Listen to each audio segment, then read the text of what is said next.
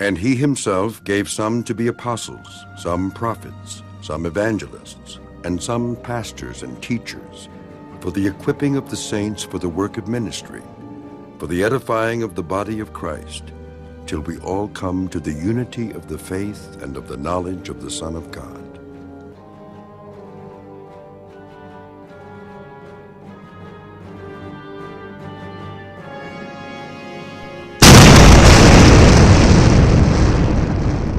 The revelation of Jesus Christ.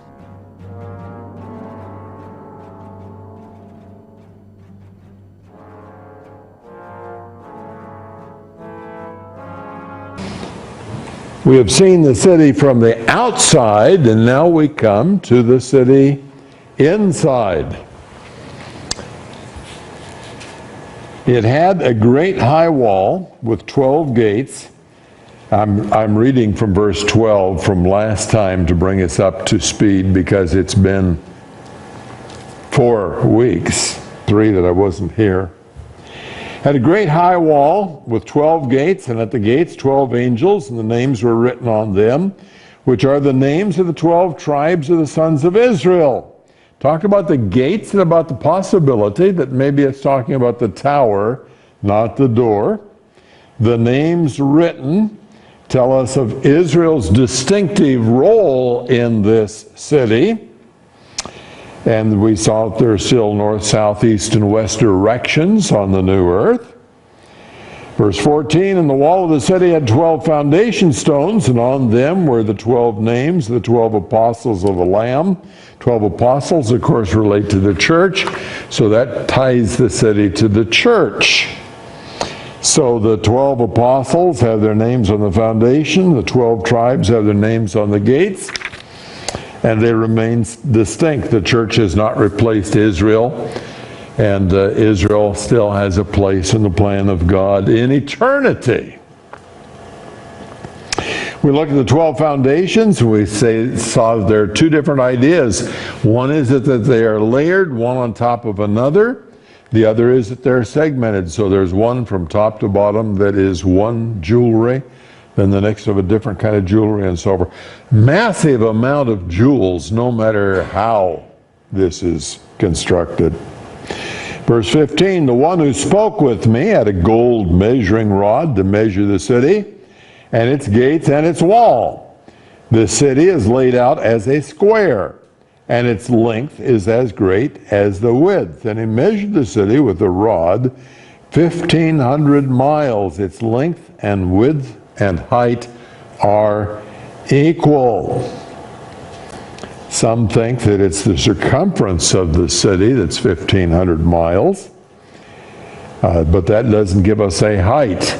If we think that each side is 1,500, then you translate that to the height, and you know what the height is also.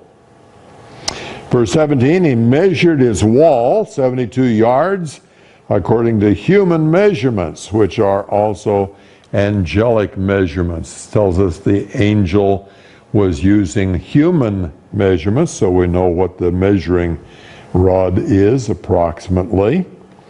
The material of the wall was jasper, and the city was pure gold, like clear glass. The foundation stones of the city wall were adorned with every kind of precious stone. So we saw that there might be many kinds of stones in there. Every kind of precious stones could be just 12 kinds, or could be 100 or 1,000 kinds of precious stones.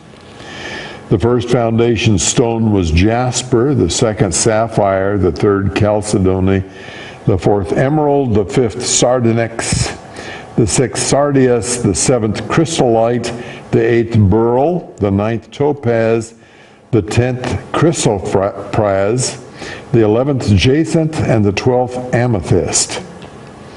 And the 12 gates were 12 pearls. Each one of the gates was a single pearl, and the street of the city was pure gold, like transparent glass. And that brings us to our new material for this evening at verse 22.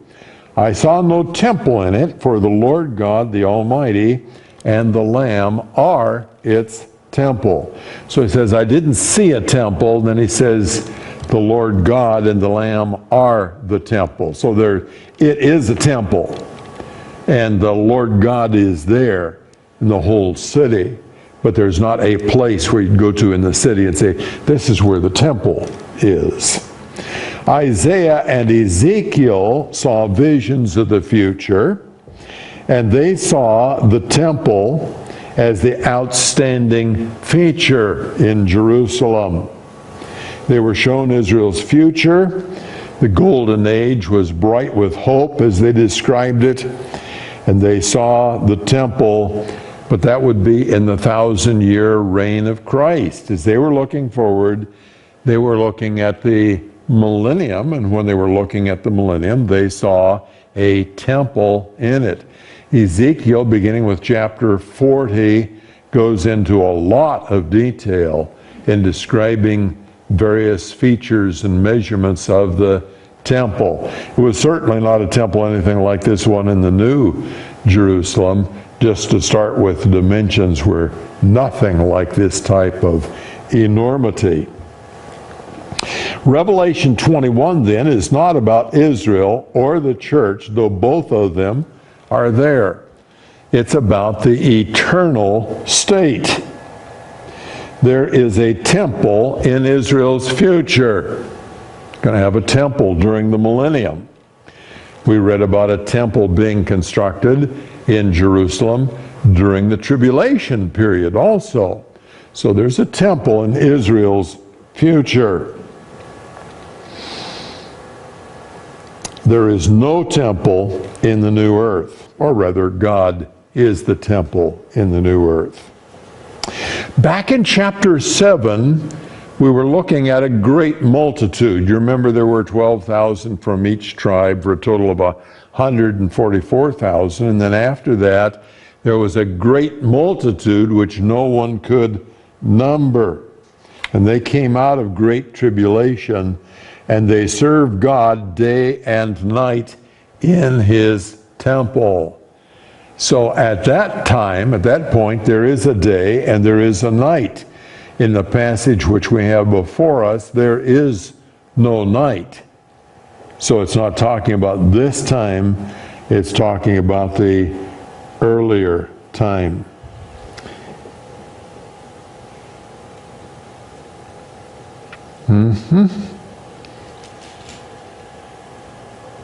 Oh, I see. I'm looking at a different portion here. Is it here? Do I have it? No, I'm just wandering around here. Revelation 7:15, talking about serving day and night. For this reason, they are before the throne of God, and they serve him day and night in his temple, and he who sits on the throne will spread his tabernacle over them. So this is day and night. It can't be the eternal state, because in the eternal state there is no night. But they are serving God in his temple, and it has to be at an earlier time. There is no night in heaven. Can I prove that? I think that I cannot prove it, but God is the light of heaven, and he never goes out. So I think that's probably a fair assumption to say there is no night in heaven. So it wouldn't be a temple in heaven. It'd have to be a temple on earth where there was day and night, and have to be during the millennium in all probability. God made himself known at the temple. The purpose of the temple in Jerusalem was as a place where God dwelt amongst his people. Now that's an anthropomorphism. It's an adaptation to our ability to think. God is not at any given spot and not at other spots. And yet he does manifest himself in a special way in the temple. And in the temple there is a Holy of Holies, and in that Holy of Holies there is a Shekinah glory. And there may have been a little light that came out around the curtain. It'd be pretty hard to seal it so there wouldn't be any. So probably the priests, when they were working the holy place, would be able to tell there was a bright light back there, but they couldn't go in and see it. And you know, of course, that only the high priest could go in, and very special things he had to do on the Day of Atonement one time a year to go in. But he was manifested there. He showed himself by this great glory. I think we're talking about the same glory being in heaven in the new earth.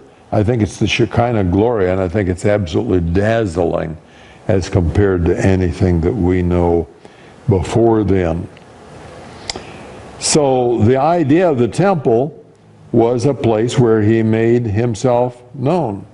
It was not just the glory, it was the pattern and function of all of the pieces of furniture and all of the activities that took place, first in the tabernacle and then in the temple. But God is known by his presence in the new earth. In the new earth, you don't have to have a temple to make God known. You don't have to have a Holy of Holies. You don't have to have a table of showbread. You don't have to have a brazen altar. In the new heaven and new earth, in the new Jerusalem, God is there amongst his people. You don't need to say, this is what God's like. You can say, there he is. He is here in our midst. This is the first access directly to God since Adam before he sinned. Adam and Eve walked with God in the garden in the cool of the evening. They sinned. God put them outside the garden and guarded the garden so that they couldn't come back in. They didn't have any access to God for fellowship at that point.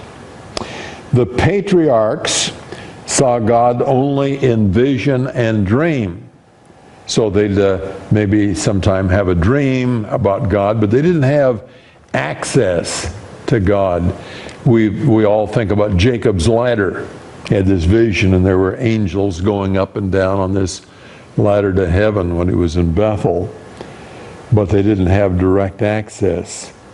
When God appeared to man on Mount Sinai, it was very strict. Nobody's to touch the mountain.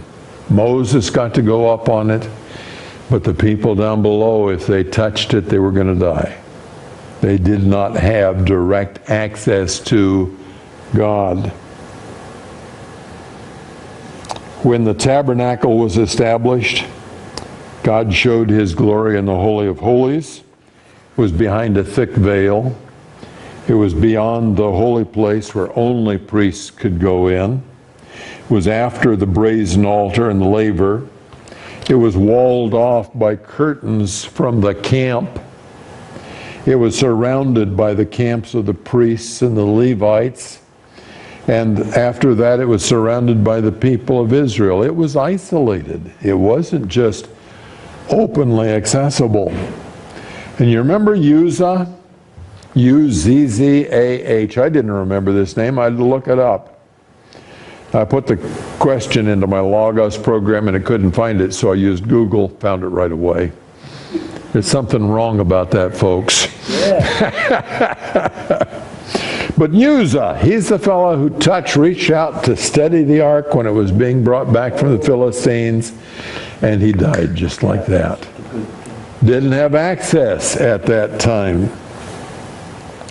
Paul was beaten by the Jews when he went back to Jerusalem because they suspected that he had brought a Gentile into the courtyard of the temple. That's how seriously they regarded that. Then after Christ was crucified, the temple was torn down, and there was no place on earth where there was this kind of a manifestation of the presence of God. Today, Israel does not even have access to the site. When I was there, I was a source of income. And so they would let the tourists come in, and I walked right into that mosque, the Golden Dome. I went down inside that mosque, underneath the rock, which they say is the rock on which Isaac was sacrificed, not sacrificed, but almost sacrificed. I saw down underneath the tubes where they say it was a kind of a carved out pipe way for the blood to flow, because there were a lot of animal sacrifices and you had to get rid of that blood. I could do all of that, but Israel can't. They won't let Israel in to do like the tourists can. And I don't know whether it's like that today or not. I'm just telling you what it was like at that time. They can't have access to the site. And we know that no one can see God and live today. But here at this future time, God is freely mixing with the people in the city of Jerusalem, and He and Christ are the temple in the new city. Verse 23. I'm just in the wrong place here. I'm getting there. Maybe eventually. That's where we started this evening. There's that passage I referred to. Verse 23. That's where I am now. And the city has no need of the sun or the moon to shine on it, for the glory of God has illumined it, and its lamp is the Lamb. It says there's no need of the sun or the moon. It doesn't say there's no sun and moon. No need of them. Might be they aren't there because there's no need of them. Or it may be that they are there, but they are superseded. They are overwhelmed by the far greater glory of God. In the daytime, there are stars in the sky. I've got an app for my phone, and I can point it around the sky. And it'll tell me what stars are up there, but I can't see them. Why can't I see them? The light of the sun has overwhelmed them. It's so much greater than the light of the stars. And it may be in this future day that the light of Christ, the light of God, overwhelms the light of the sun and the moon. So in that sense, there's no need of them because you've got this far greater light there. Or it may be that they aren't there at all. I'm just pointing out what it says exactly. What does it say? There is no need of the light of the sun and the moon. Isaiah 60 verses 19 and 20 anticipated this. No longer will you have the sun for light by day, nor for brightness will the moon give you light, but you will have the Lord for an everlasting light, and your God for your glory. Your sun will no longer set, nor will your moon wane, for you will have the Lord for an everlasting light, and the days of your mourning will be over. Light is always a challenge in our cities, says A.T. Robertson, and he's right. It's a challenge to have lights in our cities. Where I used to live in Fremont, we had more lights than we have here. When my wife was in the hospital and I had to walk home from the hospital after midnight, it was dark in our city. One of the darkest spots was right here alongside of Redwood School, because there aren't any street lights along there. I came walking down Franklin, and at that late hour there was a group of young men out on the walkway. You know what I did? I turned and went up another street. Came around. But light is a nice thing to have. And it's a challenge. We have to pay for the lights. They tax us so that there will be money for lights. And they have to maintain them. They have to go out and take care of them. Unless you're a tourist. Unless you're a tourist. Then what? Well, you can take advantage of the city that provides the lights for you. Ah, yes, sure. Yeah. We could go to the city, enjoy the lights, and not pay the taxes. Yeah. Except if we take a motel room, they're going to tax us dearly. Because we don't get to vote on how high the tax is on that motel room. And the people that vote on it don't care how high it is because they're not going to use it. It's a wonderful arrangement. Don't get me started. I could talk about some other things like that. The Father and the Son are the light. The book opened with the churches, and they were seen in a symbol. And they were seen as 7 lampstands. The churches are a light in the world. What kind of a light are we? We are a light to the glory of God. We are a light to the truth of the Word. That's the kind of a light that we are. Jesus Christ is the light. He reveals God to us. He came into the world to reveal the Father. But he also is going to be the physical light of the city at this future time. Think that God was the light of the world before he was created. You've noticed, of course, that in the first thing that God created and saw that it was good, the first day, what was it? It was light. And was there a sun at that time? Did they have the stars at that time? No. I think the light was the light of God directly on the first day. Men were not here to see that, but there was light without the sun. There's going to be light without the sun in the new creation when we start over again. The Lamb is the lamp.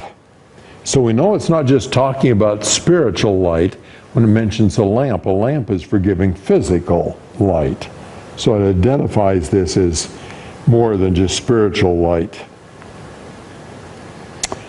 The city lights the nations in verse 24. The nations will walk by its light, and the kings of the earth will bring their glory into it. Now we've got some very interesting and challenging things here when we get to this. How does this work with Jerusalem always in one place and evidently quite near to the earth? How is it the light of the nations? You try to visualize that. If that were in our world today and there were a light, let's say in Jerusalem today, would we be able to see it in Fort Bragg? It's on the other side of the earth. It's a long ways away. We wouldn't be able to see that.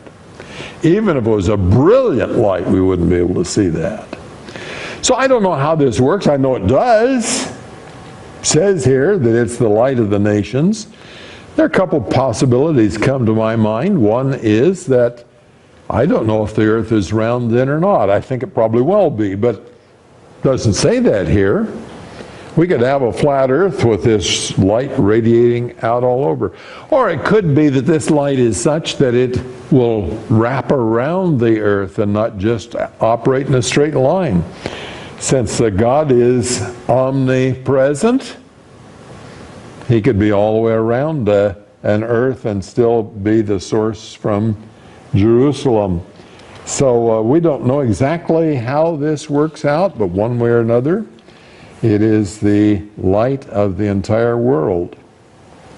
The sun is in decline. Not declining very rapidly, but it is energy that's being used up. It's not an infinite source of energy. So over a very long period of time, eventually the sun would burn out. There wouldn't be any more. Now, the new heaven and new earth is an eternal thing. So they've got an eternal light source also, because God being the light, he is eternal. He has neither beginning nor end. And so there will not be any problem so far as the energy continuing indefinitely. Then in verse 23 and 24, John moves from prophecy to fulfillment. Verse 23 he uses a past tense, has illumined. And in verse 24, he says the nations will walk, a future tense. So has illumined, he's talking about what he saw. In his vision of this new earth, he saw they illumined the nations. But as we get to verse 24, the nations will walk by its light, and the kings of the earth will bring their glory into it. He's moved into the future. Just a little transition there. In verse 25, we see that the gates are never closed. In the daytime, for there will be no night there, its gates will never be closed. What were gates used for? The enemy. Keep out the enemy, keep out the bad guys at night, or during a time of siege. And why don't you close the gates in the New Jerusalem? No enemy. They're all gone. There is the gates are on the lake of fire. Don't need any gates on Jerusalem. I like that better. Got to have some gates. They're symbolic, at least, but they'll never be closed at night. God is pretty emphatic about never closed because he uses a double negative. We've talked about double negatives before. And they're used when something very emphatic is meant. And God is going to say very emphatically, their gates are never closed. That's an important thing. And it's so much different from what life is like in our life. And no night. Since the light is the glory of God, it never dims. And our new bodies, I think, are not going to require any sleep. I think if we required sleep, that there would be a time when it's easier. Some of us have had to work at night and sleep in the daytime. And I never got used to that. I never adjusted to sleeping when the sun's out. There were times when I thought, I'll never ever get to sleep at night again.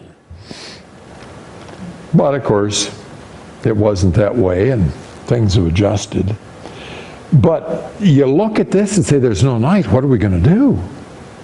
And I think that the answer has to be, there's no night because we don't need any night. Can you imagine just having energy all the time and never needing to sleep? I read in the news just this week about the common swift, a bird. You know how long it can fly without landing, and commonly, average, usually does? 10 months. 10 months. They eat, they sleep, everything they do for 10 months, they do it in the air while flying. How much of the time does your heart keep on beating? All the time, if you're alive. Yeah. So God is able to make things that don't need to stop, don't need to rest. And I think that in the new creation, in our new bodies, we just aren't going to need it. Think about how joyous it's going to be to just keep on going and not be tired. Scripture speaks of running and not growing weary. I don't think I was ever there, but I look at these youngsters and I say, well, I must have had a time when I could run for a long time before I got weary. But they get weary eventually. But I think we're going to be able to just run flat out and never grow weary. And that's why there won't have to be any night for us to rest. The glory of the nations are brought in. It says in verse 26, they will bring the glory and the honor of the nations into it. I tried to think, what's the glory and the honor of the nations? What do nations glory in? What things are glorious to them? It seems to me that nations get their glory from the special gifts that God has given to them. One land has been given something that other lands don't have, or that they don't have as much of, and that becomes the glory of that land. And that was kind of an important thing in the prophecies. In Isaiah chapter 60, verses 3 through 11, it's a long passage, so it'll take a few screens here to go through it. Nations will come to your light, and kings to the brightness of your rising. Lift up your eyes round about and see. They all gather together. They come to you. Your sons will come from afar, and your daughters will be carried in the arms. Then you will see and be radiant, and your heart will thrill and rejoice, because the abundance of the sea will be turned to you. The wealth of the nations will come to you. A multitude of camels will cover you, the young camels of Midian and Ephah. All those from Sheba will come. They will bring gold and frankincense. They will bear good news of the praises of the Lord. All the flocks of Kedar will be gathered together to you. The rams of Nebaioth will minister to you. They will go up with acceptance on my altar, and I shall glorify my glorious house. Who are these who fly like a cloud and like the doves to their lattices? Surely the coastlands will wait for me, and the ships of Tarshish will come first to bring your sons from afar, their silver and their gold with them, for the name of the Lord your God and your Holy One of Israel, and for the Holy One of Israel, because he has glorified you. Foreigners will build up your walls, and their kings will minister to you, for in my wrath I struck you, and in my favor I have had compassion on you. Your gates will be open continually. They will not be closed day or night, so that men may bring to you the wealth of the nations, with their kings led in procession. I just use that to illustrate the glory of the nations. It talks about some of the things that they are bringing in this passage. It would appear that this passage is at least primarily talking about the millennium. There won't be any need for nations to bring their sons to the city in the new Jerusalem. They will already be citizens in the city. So that doesn't fit with this particular time, but it does illustrate that the glories of the nations are the kinds of resources that they have that God has given them. These are nations of the new. There are nations on the new earth, we see here. We do retain some nationality, perhaps. Maybe people who are German will be German still. Maybe people who are English will be English still, and so forth. That's one possibility. Or maybe there are some new national divisions in the new heavens and the new earth. There are nations. And these nations trouble the experts. Dr. Robert L. Thomas identifies 10 different ideas about these nations. The problem these scholars have is, why are these nations not already in the city? Why are they not citizens in the city? Why are they nations coming and bringing things to the city? So how do we identify, how would there be any such nations? That's the problem that people are facing. And here come the explanations. In that first explanation, nations that attacked Jerusalem at the end of the millennium. They joined Satan's rebellion, and they were banned from the city, and therefore that's why they're nations on the outside, not on the inside. What's wrong with that explanation? All those nations have already ended up in the lake of fire, therefore they're not there to be these nations.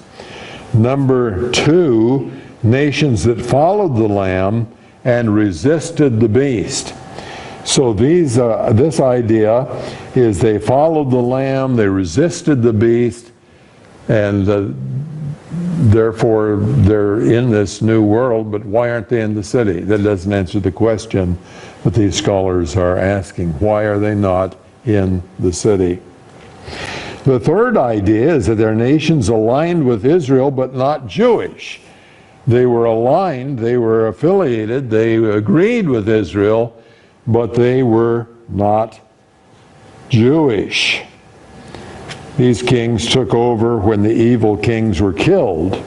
They're identified with Israel, but they are not among those that are citizens of the city. But why shouldn't they be? Doesn't really solve the problem. Why should they be excluded from the city? Fourth idea, new nation saved through the influence of Jerusalem.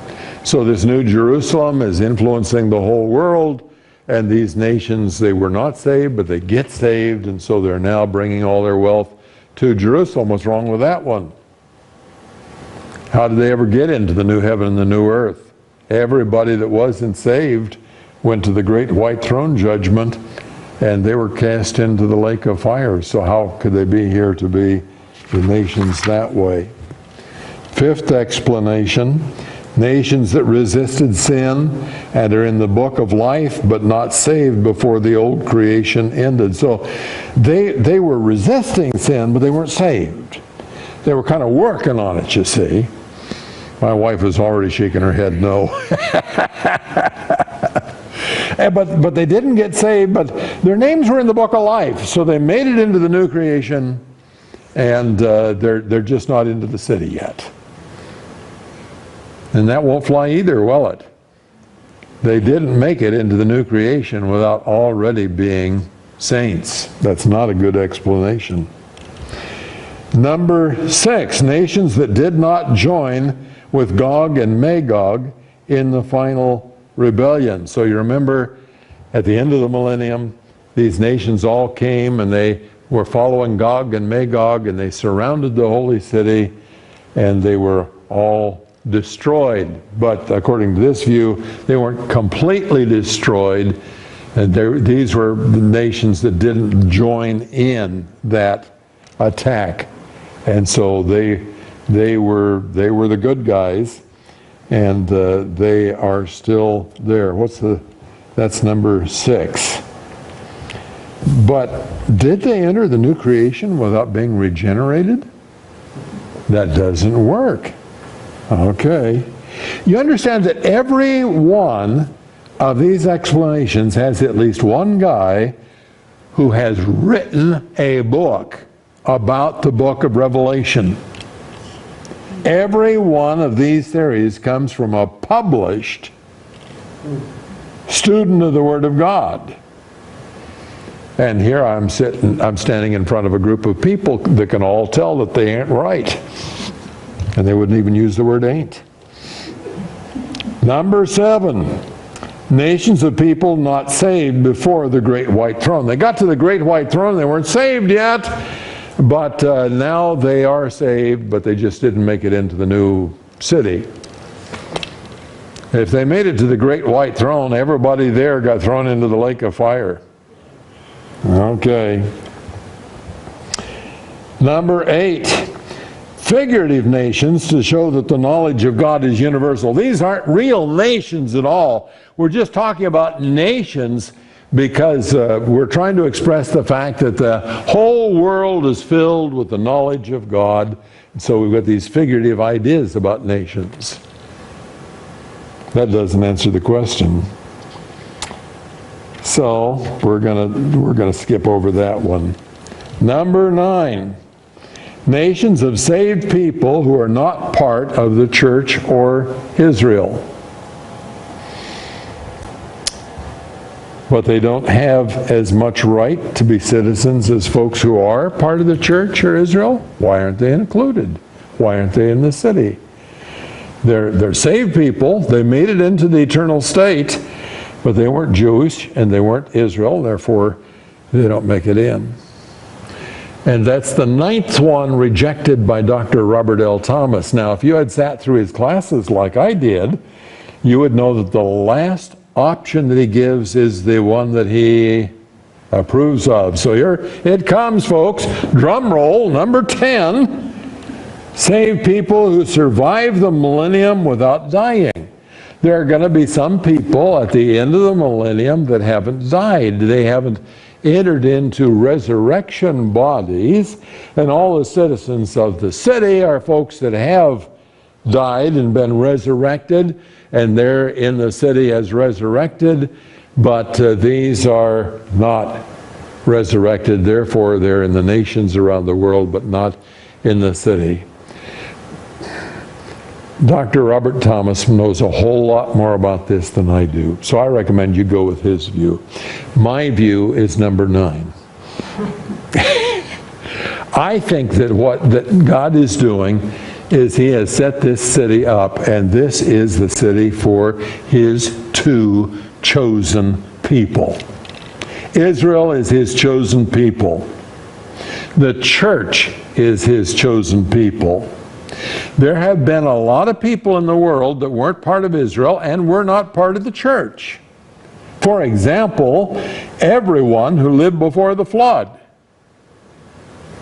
and was saved. Now, a lot of them obviously were not saved. But everyone who lived before the flood and was saved, they were not part of Israel or the church. So if God sets up this city for Israel and the church, that's what His plan for the future of His chosen people is, then they're not included in that. They get to be part of the nations, and that's all well and good. So I think that when you've got the 12 apostles marked on this city, you've got the 12 tribes marked on this city is about Israel and the church. And I think that all these nations that are outside are people that just weren't in Israel or the church. You think they're complaining? They're in the new heaven and the new earth, and they are enjoying it. Thank you very much. Not a problem. We don't have a problem with God being sovereign. Let Him do it any way He likes to, just so long as we get to be inside. We're good with that. I don't think there's going to be a problem with that. So that's the way I think it is. The glory and honor that's brought to the city, I think it's things like aluminum, cattle, fish, gold, gems, iron, lead, lumber, marble, oil, rubber, spices, wheat. Different nations have different things. They're bringing their glory. When it was the first fruits in Israel, they bring their offerings. What were they bringing? They were bringing the very best. And I think that's what these nations are doing. They're bringing the very best to be used and consumed by the people who live in the city. It's God's provision for His people. In a way, America's kind of in that place today, isn't it? Don't we get kind of the best of all of the nations brought to us? People complain about we're such a small percentage of the total population. We consume such a large part of the resources of the world. And that's certainly true. We do consume a whole lot more than most nations. But I think it's a pretty good illustration of what God's going to do in having the glory and honor of the nations brought into this city, where He has His chosen people all gathered together, being blessed by the abundance of the new earth. Verse 27, after verse 26, they will bring the glory and honor of the nations into it. And nothing unclean, and no one who practices abomination and lying shall ever come into it. And that's where we have another double negative. Doesn't come across very well in the English, but we have it in the Greek. But only those whose names are written in the Lamb's book of life. And shall not enter into her, double negative, everything unclean. Now it says nothing unclean, but the Greek says everything unclean. It's saying nothing unclean, but it doesn't use those words. It says absolutely everything unclean shall not ever enter into this city. Good translation, nothing unclean, and no one who practices abomination and lying. And I don't know whether you profit very much from me telling you that or not, but I find it interesting to know how God expressed things in a little bit difference in the way that our English Bibles are translated, so I just kind of lay those out once in a while so you can know something about the original text. Satan used to have access to heaven, didn't he? No more. Nothing unclean will enter in that.